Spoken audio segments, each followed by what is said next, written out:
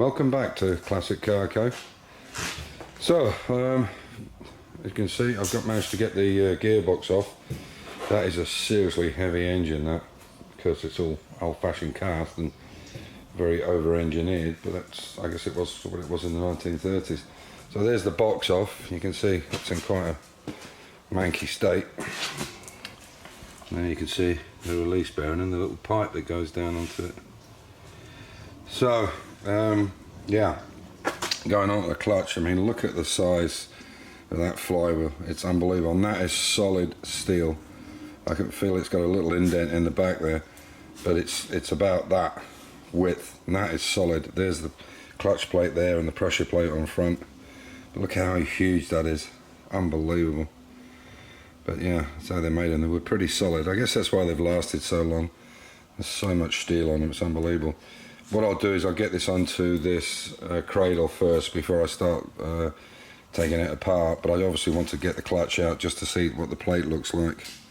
And I need to obviously get that out to check it. There is, you know, it does go into about here somewhere, so I suppose the total length is probably half of that. But yeah, I would imagine it goes into about there somewhere. But it's still massive in comparison to flywheels these days, especially with the lighting ones they have nowadays, like over my Track Mini.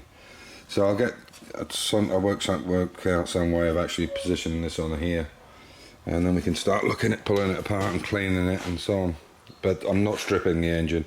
It runs, it does what it needs to do, so we're going to clean it up and paint it, and even the clutch works well. Hopefully when I take it off, the clutch plate itself has still got enough meat on it to I have to change it, and yeah, we'll go on from there. I managed to get the engine blocked up. It's reasonably secure, it'll do for now, but I'll make a proper pedestal for it. Unfortunately, my engine crane has got a bad leak in it on the bottom, so I'll have to try and get a new seal kit for it. It's absolutely pissing out down the bottom there. You can probably see the oil. I think it's actually the jacking point here, so we'll take it out and see if we can get a new seal for it. I've got an O-ring kit, it might work, and we'll give it a shot. It's just not holding any weight on it. Okay, so that's the back brake stripped, so we can clean everything up there. Obviously, we'll put some wadding in here and around the tapered half shaft there, so it doesn't, and the thread obviously, so it doesn't get damaged. And I'll just put the wheel with the hub back on the way it is. And then when we get it over there, all we're going to do is take the wheel off. You can clean that first. We'll blow it out, put it back on, and do the same the other side. And there's the parts from one back brake there. There's not a lot to it, it's all cable brake.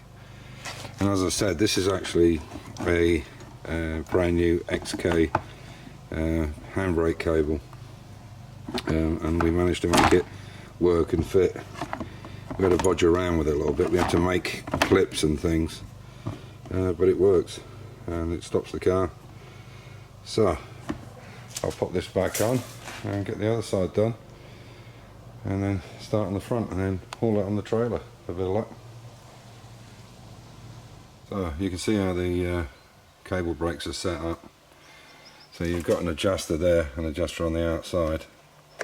I've lifted them off because I've just taken these springs off, which is quite a common thing even today.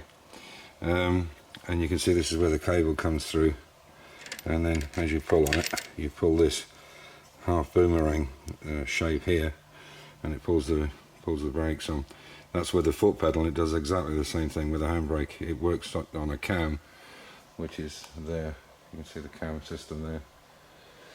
So I'll get these off, and then once we go to sandblast them, you can see the drums are quite manky, so I'll sandblast them.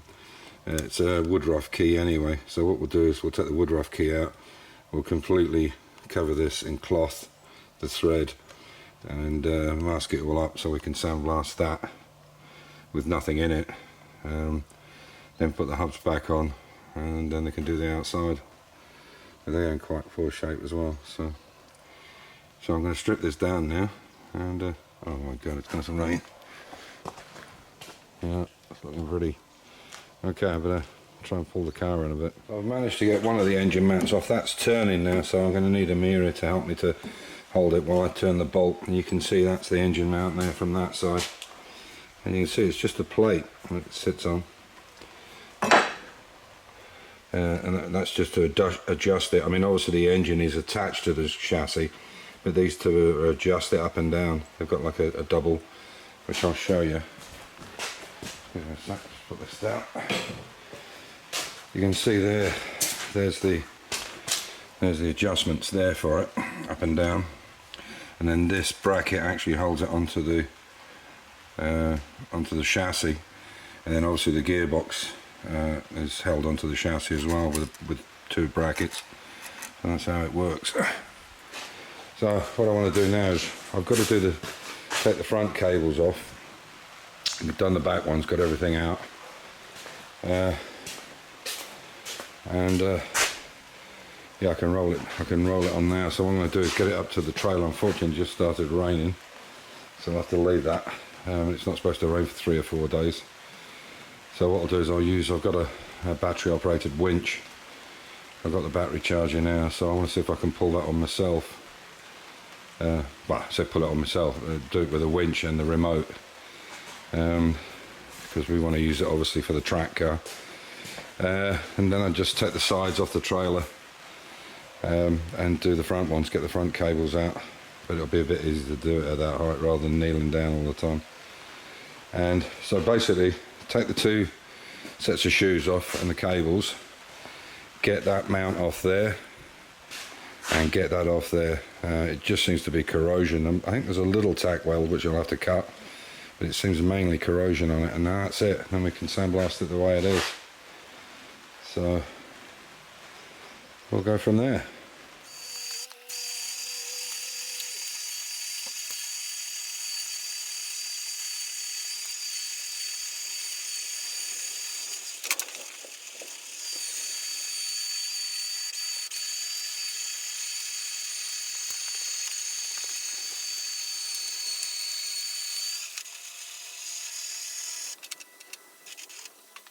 So it shows that winch, that battery operated winch. I can certainly pull the Mini on. If that chassis is really heavy, and I would think it probably weighs, 100 kilos less than the Mini, maybe 200 kilos less than the Mini, but it's easy enough to pull on, and the winch is not straining at all. So to finish up, this is what's going to the sandblaster. So there's those rear arches I got from Steve at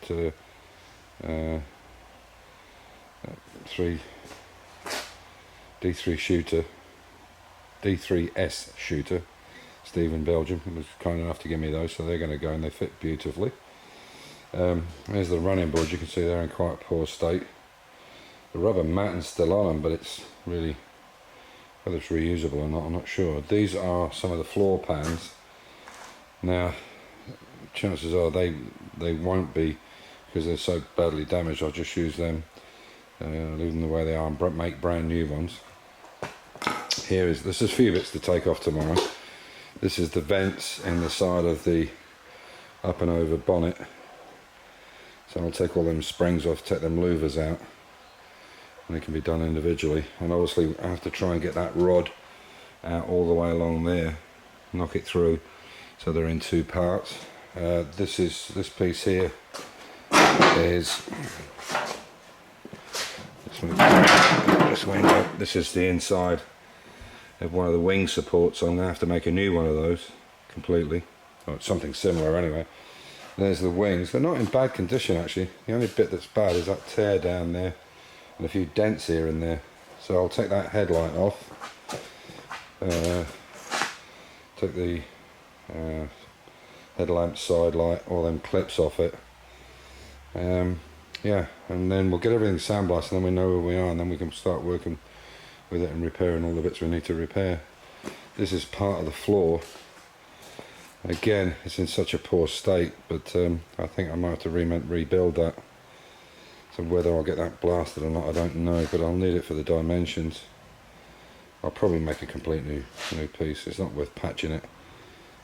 It's quite thin on the sides, so we'll see. So that's everything that's got to go. And then tomorrow, on the next day, when I get this up, obviously that grill won't go, that Citroen grill, that's in really good condition, that, very good condition. So we'll clean that up ourselves. We'll try cleaning it first and see if there's any bit of chrome left on it, and if not, we'll clean it up and possibly have it dipped, but there's a lot of money in getting that re-chromed. But it's together. There's a couple of little bits here that are damaged on the bottom there, and the emblem off the top, unfortunately. But I'm sure we can make something from it. And these are two brackets for the box and the engine, which are alloy, but they've you can see the corrosion in them. So yeah, this is all going to go on that trailer with that chassis, and hopefully they can start on Thursday with it. Thursday coming. This is Sunday afternoon. Amir comes back late Tuesday night, so we'll start Wednesday morning, get this place all cleared up, get the Mini ready, and get the body, what's left of the body of the Citroen, ready to go to the sandblaster. Needs a little bit more shoring up with the welding, and I need to get the tag, the chassis tag off there, and I need to get the tag off the body to keep them in good condition. I don't want them blasted and then being ruined. So on that note, I'll put this video up today, and as I say, I'm gonna do it in that same colours, but not with the black louvers. I'm going to do it yellow and black. That's why I've done the wheels that colour. The wheels are already yellow, but the louvers won't be individually painted black. They'll be yellow as well, and they're all there. I'm very lucky from a car that age. What's that? 1935-ish, 80 something years old, 78 years old, whatever.